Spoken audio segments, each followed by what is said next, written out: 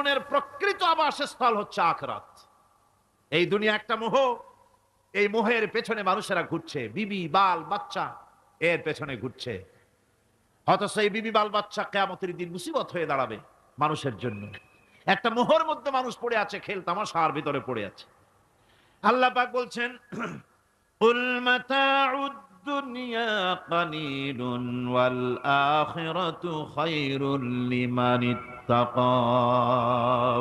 বলো, দুনিয়ার সমস্ত সম্পদ খুবই নগণ্য, আর যে ব্যক্তি পরকালকে বিশ্বাস করে, পরকালের কামনা করে, সেই খোদাভীরু লোকদের জন্য পরকাল হচ্ছে প্রকৃত আবাসস্থল।